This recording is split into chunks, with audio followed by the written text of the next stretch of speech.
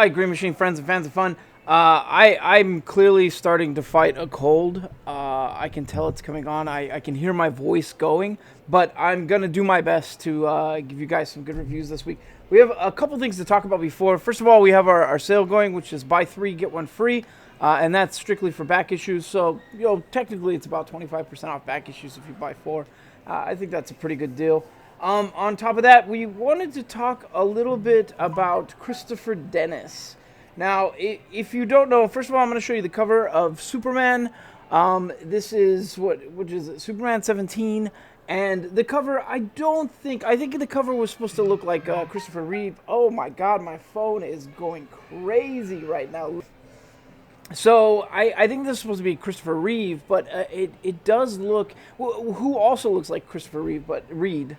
I'm saying Reeve? Christopher Reeve with a V. Yeah, I got my names confused. But Christopher Dennis does look like Christopher Reeve. And if you don't know who Christopher Dennis is, I wouldn't be surprised. I didn't honestly know until this week. But he's the Superman on the Hollywood Walk of Fame. That there's a bunch of people who portray different characters on the Hollywood Walk of Fame, and his in particular was Superman. Now I've seen him before. I've seen him in ads. I've seen him. I think I've seen him on a Jimmy Kimmel skit before. But he's really, really, really well known. Unfortunately, he was found dead last week. And one of my mentors, Derek McCaw, apparently had spoken to the guy more than a few times and thought he was a really nice guy. And everyone that has talked about him has talked about how he really felt like the embodiment of Superman. And he had a very tragic end. He was trying to get his life around. I guess he'd had some trauma because he'd been robbed and somebody had stole his suit. And he was basically trying to turn his life around, and he'd been helping out a gal that he'd fallen in love with. And so they were on hard times, and I guess he went to go get clothing out of one of those clothing donation boxes and wound up getting stuck and died. And he was only getting the clothing so that him and his gal didn't freeze to death. And a very tragic ending for a really sort of notable figure in California, at least somebody that people sort of knew in passing. So this cover so much looks like the guy, and it's just kind of, it really sort of stopped me dead in my tracks and made me really appreciate that. So we'll have a few of these covers if you want to come pick them up. And in the meantime, I think, can we look it up and see if there's a place to donate for his grieving gal, and maybe put that on the video? I'm pretty sure there is like some sort of donation thing, but we'll throw it in the link to the YouTube. But yeah, so you can donate and maybe help out his gal and stuff like that, or help pay funeral costs or whatever else. Sad ending for apparently a really great guy. So anyways, Superman 17, let's talk about that. Superman 17 was honestly really, really, really epic. In a lot of ways. Superman is sort of dealing with the fallout of stuff that his father has done in space. Meanwhile, Lex Luthor sends a gift to none other than Lois Lane, which, if you know, he's been offering gifts to all the villains. It doesn't make sense that he would give something to Lois Lane. So, yeah, Superman's a bit confused. It's a lead-lined box, so he can't see what's in it. And meanwhile, Superman has got to go bust part of Star Labs, because an offshoot of Star Labs has been doing very illegal things with no government monitoring. The way he busts it is a very, very, very, very, very Superman way. But more importantly, there's talk of giving up secrets. And I'm relatively sure that we're about to see Superman give up his secret identity. I can't confirm, but I think it's coming to the DC universe. And you should probably go pick up this issue, because I think it's going to be a precursor to something very historic. So anyway, Superman 17, it's a must-buy if you're a DC fan this week. Next, another, oh my God, I got to gush about this for a minute. So this is N.K. Jemisin. If you don't know her, she won the Hugo. She writes some amazing fiction.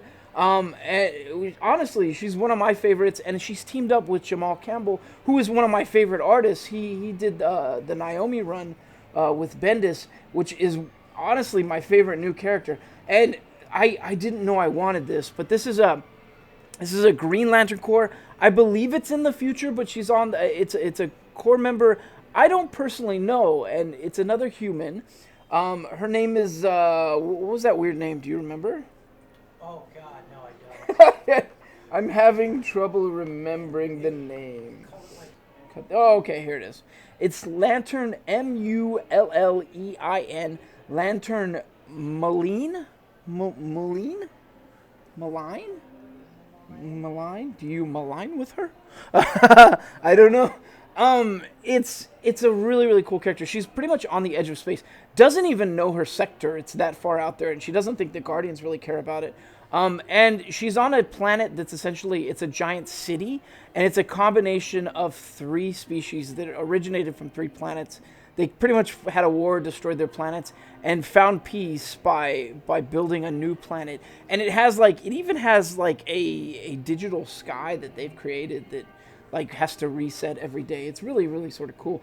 The aliens on the other hand are a bit weird. One of them's called the Ats, and that's at symbol at AAT. And their names are at symbol and then name hyphen name hyphen name. That's clearly like a statement on technology these days, is what I think they're getting at. The other one has very long, flowy, billowy names like, what is it? Something on the, what is this Star Trek? Oh, you said you thought Chakotay, but it wasn't Chakotay. No. But the name's something on the water when the walls fell. Yeah, or Tanagra thing. Yeah, the Tanagra. Yeah, okay. So I'm not as big a Trekkie as Yogi is, but they're clear. I'm pretty sure they're referencing that.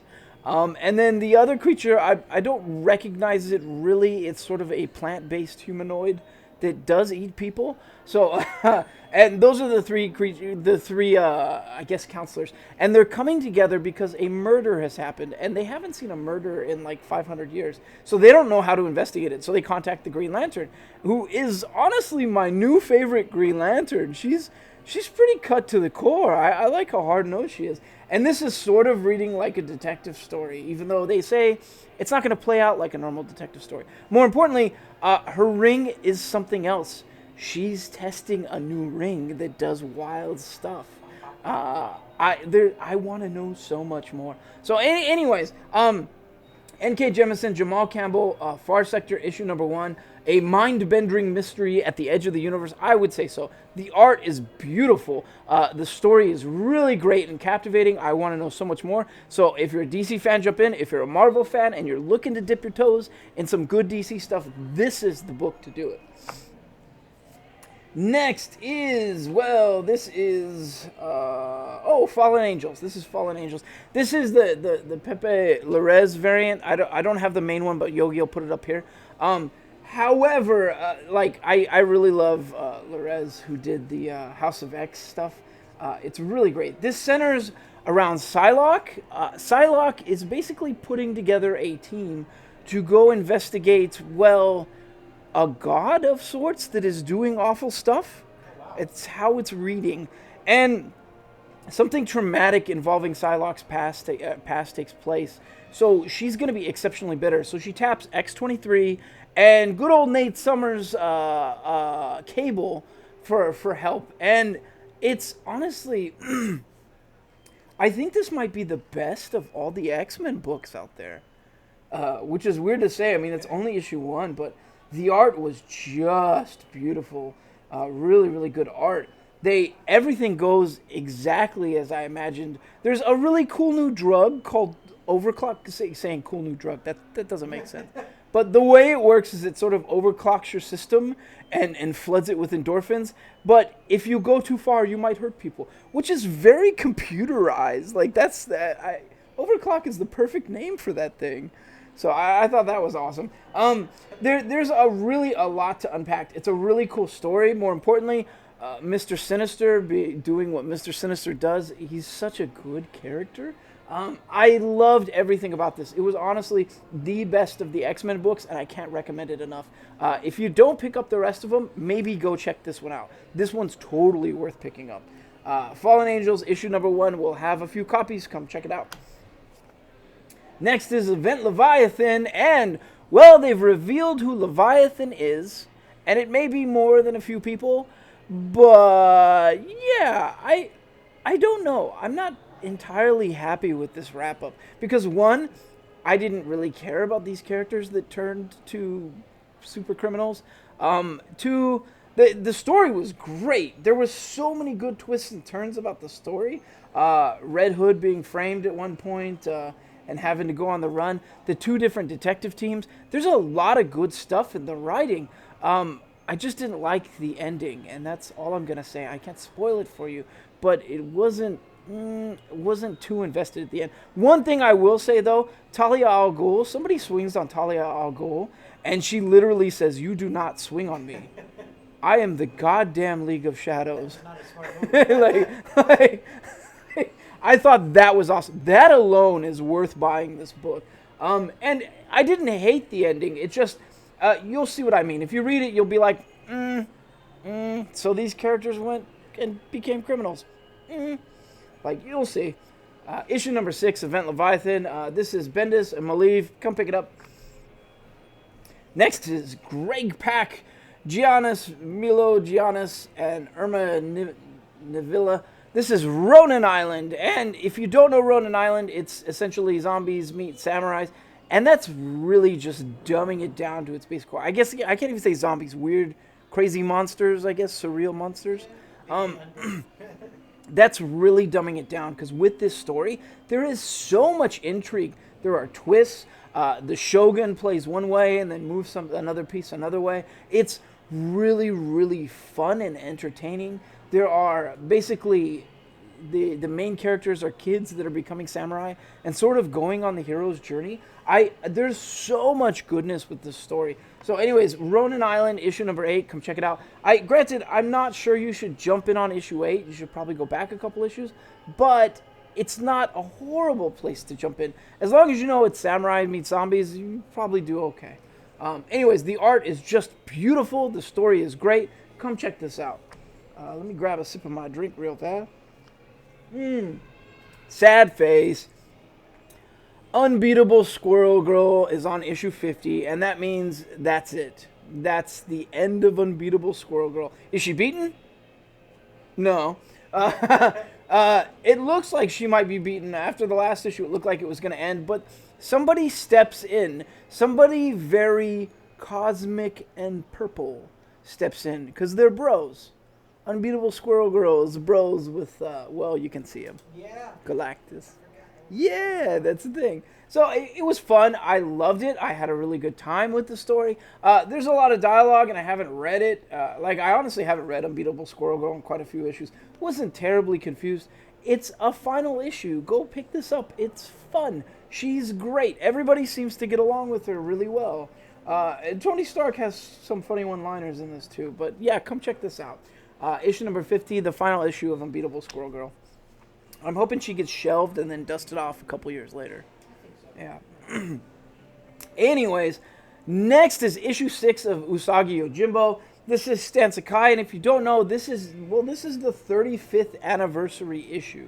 So it's super, super important. And if you read Usagi like I have, which is almost religiously at times, you'd know that his origin starts with essentially, I guess it starts with his master training him, but then after that, it starts with the Battle of Mifune, where he goes to support Lord Mifune, and he gets betrayed by, I think it's Lord Toda, I think is his name, Lord Toda, who betrays him, and then his lord winds up getting killed, so Usagi cuts off the head of his lord and hides it. And wouldn't you know it, after 35 years, somehow Stan Sakai has a story that rises up out of the ashes of his original legend. And it was really, really cool to see. Look, 35th anniversary. Really cool to see. So issue number 6, Usagi Yojimbo. If you are remotely a Usagi fan, come pick this up. It was great.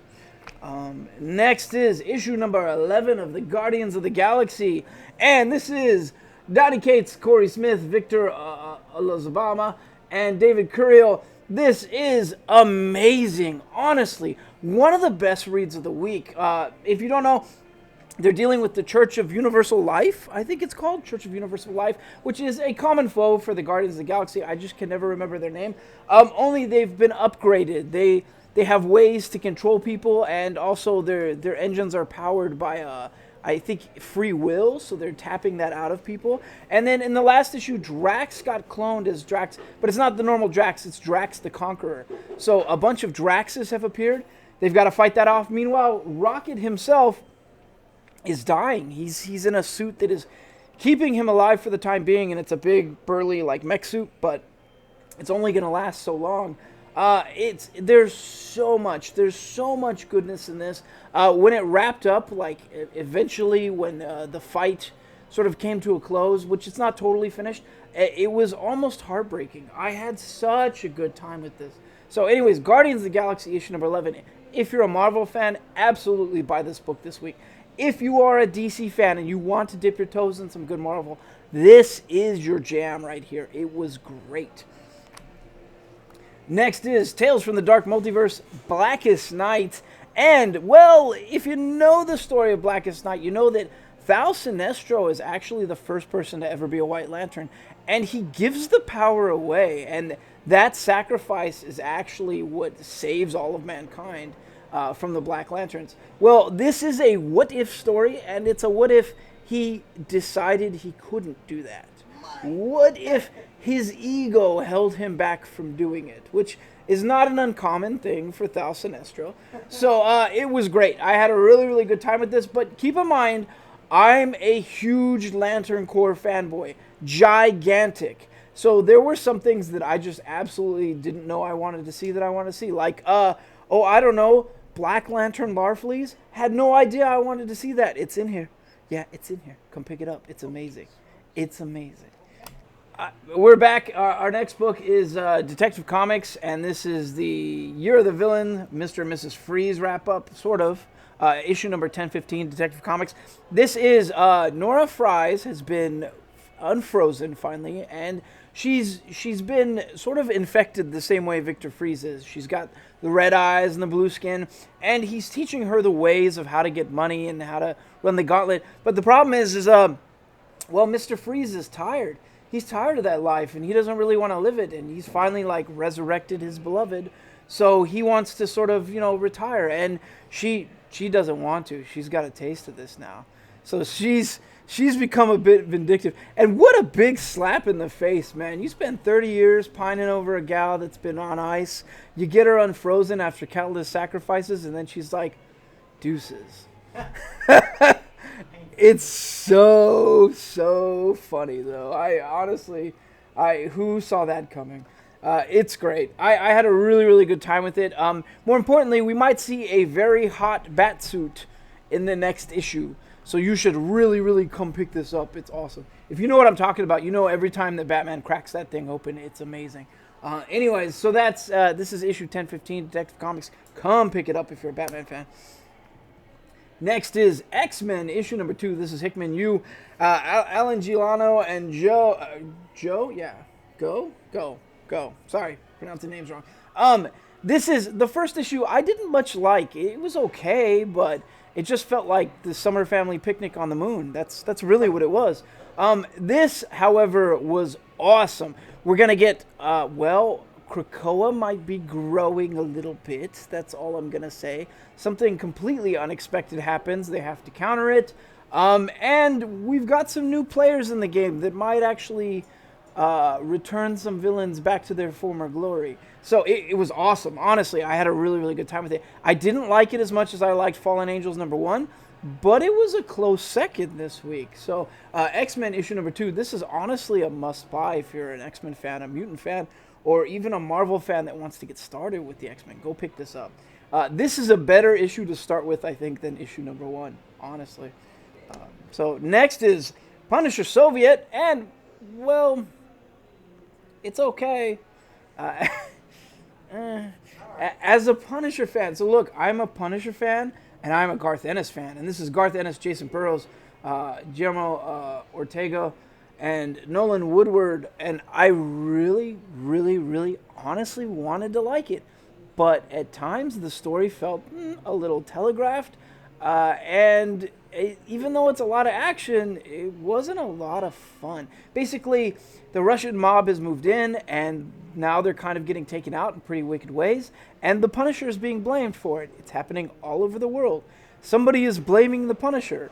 Meanwhile, he meets one of his old mentors for some information. What could be happening there? I don't know. if you can piece it together from what I said, that yeah, it's that telegraphed. I wanted to like it more than that. I didn't.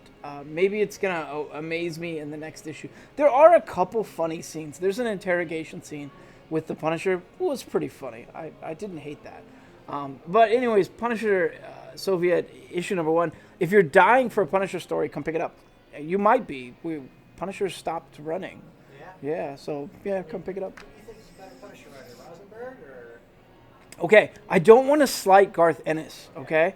Because Garth Ennis writes some amazing stuff. And I think most people can agree he writes the Punisher pretty damn well. But I really, really love that Rosenberg run. And other people didn't like it, but I thought it was one of the most amazing Punisher runs. I laughed the whole way through it. So I don't know. Right now, I'd give it to Rosenberg. Yeah. Okay. Fair enough. You're the villain. This is Darkseid and the Justice League Odyssey. What a jerk move. Put Darkseid's name first. This is Justice League Odyssey. This is You're the Villain, issue number 15. Now, Jessica Cruz has got a problem. Her ring has broken, and it's been embedded in her hand, and it has resurrected her and given her powers of Darkseid. Like, she has Omega Beams. She can fly with Omega Beams. Meanwhile, it turns out Orion was the son of Darkseid. He's not the son of Darkseid, though. He's the son of the New Gods guy, and they swapped kids to bring peace. One went to one planet. Yeah, I think that's how it goes. But anyways, so he's there, and meanwhile, his presence being revealed might have triggered something for like some apocalypse defense where something is trying to kill one of the New Gods. So they're dealing with that. Granted, Dextar's in play. It's awesome. Jessica Cruz is in play. It's awesome. I had a really, really great time with this book. There's no complaints. The art was good. The story was fun. They've all leveled up. I can't wait for the big fight. It's just we've been waiting for that big fight for a long time now. So anyways, issue number 15. Maybe the big fight comes in 16. I don't know. But this is a great Justice League Odyssey book. Come pick it up. Next is the annual SpiderMan Black Cat. And look, they're tying the knot. Honestly, be honest here. Who did you like more for Spider-Man? Mary Jane or Black Cat? I have to say Black Cat, man. I honestly, she goes so well with him, doesn't she? Yeah. I mean, like Mary Jane was like the high school sweetheart thing going on a little bit. I mean, there was Gwen before that, but this one seems to work. Right? And I don't know. I have a thing for bad girls. I think Parker does too. But anyway, so they do tie the knot in this story, just not quite like you'd think. It's sort of a front to infiltrate the mob, which is never a good thing. But yeah, so that's the beginning of this. This is Jed McKay, Joey Vasquez, Juan Gideon, Natasha Bustos, and Brian Reber. I had an amazing time. It was such a fun book. This is everything I wanted out of a Spider-Man book and everything I wanted out of a Black Cat book. And anytime you put those two together, I'm always paying attention. So yeah, had an amazing time. Come pick this up. Next is Joe Hill and his Hill House Comics, and that is Dollhouse. Actually, it's the Dollhouse Family. And this is by M.R. Carey, Peter Gross, Vince Locke, and Chris Peter. Now, this was honestly better than the Bucket Full of Heads book that we had. And keep in mind, we had that sampler, and I think I said I liked this one the most, which I did. The ending is a bit shocker, but, go figure. It's Joe Hill. His dad was Stephen King. Clearly, they're going to get dark with it. It's going to happen, but I had a great time with it, and I kind of want to know what happens in issue 2. Now, the dollhouse itself, it's not fully explained, but somehow it's tied to, like, a meteorite that is sort of possessed or something. So there's some weirdness going on. So that's good. It's fun. It's entertaining. It's interesting. I want to know so much more. So if you're a horror fan and you want to jump in on some of this, this is some good stuff. Like, come pick it up. Plus, it's issue number 1. Next is the Sandman Universe, House of Whispers. It's been a bit since I checked in on House of Whispers. And I'm very happy to say you will get the following things in this awesome story. 1, you will get pretty much Neil Gaiman's whole God universe, which generally it's like, a bunch of They're all sort of like gods of certain things, but they're all tied to the letter D. And I believe in this one you get despair and dreaming, so you get Daniel. Daniel's in it. And then on top of that, you will get a Constantine appearance, which I totally wanted. There's so much crossing over between Constantine and the rest of the Sandman stuff. It's so much fun. Yes. So anyways, House of Whispers, issue number 15. Honestly, I haven't read a few issues and I jumped in on it and I wasn't confused. But you have to have a taste for Neil Gaiman, I think. So if you don't know Neil Gaiman, maybe skip it and wait an issue for a better jumping off point. If you do, and you know the Sandman universe, you will freaking love this book. 100%. So issue number 15, House of Whispers. Come check this out. Next is issue number 1. And this is by Matt Kintz, Matt Smith, and Chris O'Halloran. And this is Folklords. And there's so much to unpack in this. I'm not sure how to explain it without giving away the whole story, so I'm just going to throw it out there. It's a fantasy world, a world that has like ogres and goblins and, elves. And the kids all get together and decide to do quests every year, every time they turn 18. Everybody gets a quest when they turn 18. One kid in particular dresses strange. He dresses like he's from our world. He wears a watch that he's designed, everything, because he has all these dreams of some other world. So he says he's going to quest to find the Folklords, which I'm guessing are the people who write the tales. And that seems to piss everyone off. So I don't know. There's a bit of fourth wall breaking in this. There's a good mystery. More importantly, I sort of like those fantasy crossing, like modern urban type stuff. So I want to know so much more. It was really, really awesome. And so anyways, Folklords issue number 1. The art was great. Although I will say the cover art was amazing. And the inside art was pretty good. It wasn't as good as the cover, I thought. I don't know, something about the covers really sold me. But this was awesome. A great showing from Boom Studios. So issue number 1, come pick it up. The last book before we go to our fast go or no-go list is Morbius, the Living Vampire. Now, Morbius has got a long history, going back to the 70s with, Werewolf by Night and Blade, and like all of them were all tied together. And eventually Morbius was found out to be an inheritor, and I think in Michael J. Straczynski's run of Spider-Man, he's the reason that he was going after Spider-Man. But he was going after Spider-Man, but him being there and another character named Ezekiel were the reason that Parker's mythos changed from being science to totem animal magic. So, yeah, Morbius is a really, really important character in the Marvel Universe in a lot of ways. And you really, really need to come check this out. Like, the art was amazing. The story, I didn't know I wanted the story, but I totally did. And I'm not entirely sure, but I think it was Elsa Bloodstone that's in play in here. But it looked like her. I'm not fully sure. I need to go back and double check.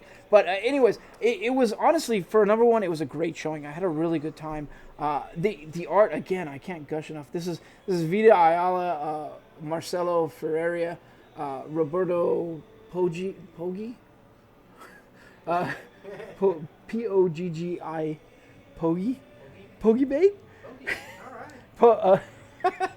In the army, Poggi Bait means like... Poggi Bait means candy in the army. Dono Sanchez Almara, and this was honestly a really, really great showing. I didn't know that I would like this as much. In fact, I think I was cracking jokes about, Morbius, the Living Vampire, I really want a story about that. Loved it. Honestly, totally did. Didn't realize how much I wanted it. It was great. So issue number 1, come pick this up. Next is our go or no-go list. So we're going to crank these out. It's going to be fast. Go or no-go, reason why, next book. That's how we're going to do it. The first book is, it says Ra's al Ghul in The Outsiders. This is Batman in The Outsider. We've got the acetate cover. This is honestly a go. This was one of the best books in this series. So it was wild. It's going to change Duke Thomas maybe forever. And he's one of my favorite characters that I think is a really, really underappreciated character. Go. Great. Next is Batman's Grave. And story's weird, but it was pretty good. I didn't read the second one, so I'm a little confused, though. But this variant is absolutely go. absolutely. This is I don't know, what would you call it? Paratrooper Batman. It's not really Paratrooper. It's Halo Batman. Yeah. Halo Batman. But honestly, so variant go. Batman's Grave only go if you're a really diehard Batman fan. Anyone else, it's skippable. No go. Yeah. Sad face. Next is Star Wars Jedi Fallen Order, issue number 4. This is written by Rosenberg, Villanelli, Prianto. Go. I had a really good time, and I still want to know how this story ends. Go. Harley Quinn and Poison Ivy, issue number 3. Go. Great story. Good showing. Great art. Star Wars Target Vader. Go. But only go if you want to know what would happen if the Terminator went up against Vader. That's the only reason. It's weird, but I don't want to know. go. Yeah. You're the Villain. This centers around Cheetah, but this is actually Wonder Woman, issue number 82. Go. Had a really good time with it. But there's a lot to unpack. Can't talk anymore about it. Go. Buffy and Angel event, Hellmouth, issue number 2. Go if you're a Buffy fan. Anyone else, it's a no-go. You just can't start with this book. Sorry. Go get issue 1. We've got it. Black Stars Above, this is issue number 1. Go. Strange alien parasite story with really, really good art. I think it's an alien. I'm not fully sure. Strange parasite black stuff story. Could be a symbiote. I don't know. It was great. By Nightfall Books. Had a really, really good time with it. Go. You're the Villain, which is actually, Flash, issue number 82. Captain Cold and the Rogues, though, is the acetate cover. Go if you're a Flash fan. Anyone else, wait a book. Anyone else, no go. That's what I meant to say. I gotta get in the habit. Issue number 4, Agents of Atlas. This is Pac, Leon, Mahan, and Rosenberg. Go. I talk about this and call it my favorite soap opera book, and it really is. It's a great time. Go. Battle Pug, issue number 3. There are My Little Pony parodies in this story. It was hysterical. 100% go for everyone across the board. We have My Little Pony, Conan, a random pug, variants of different superhero characters. Putin is in it. Go pick up this book. It's amazing. Reaver, issue number 5. If you're a fantasy head, go. Anyone else, no go. Go pick up the other books before this. Although this book was great, it was really, really great. So if you're reading the story, go. That's it. That's our show. Okay. Oh, we need to do the drawing. Yeah, some Okay. Post-its. Not many, because people have been picking them up. Yeah. Oh, for Veterans Day, we got a Google celebrates veteran-led business, which is in the form of a challenge coin. It was kind of funny when we got it. A Marine vet walked into the store and he's like, "Oh, you know what that is, right?" And I was like, "Yeah, challenge coin. You know how they work, right?" Yeah. I'm a vet. He walked right by the sign that said veteran owned too. And he's looking at a medallion that said veteran. What a lovely Marine. I hope he enjoyed his Veterans Day crayons. We got to bust balls here. Oh, sorry, we're Army. We love the Marines. We love the Marines. We're just Army. Yes. All right.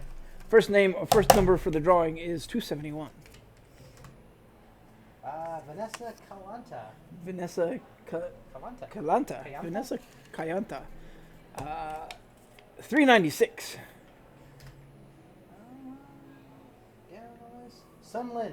Sunlin, you won a poster. And last one is, 391. Oh, wow. Rafael Iniguez. Rafael Iniguez, you won a poster. That's our show for this week, so come on in and see us. Yeah.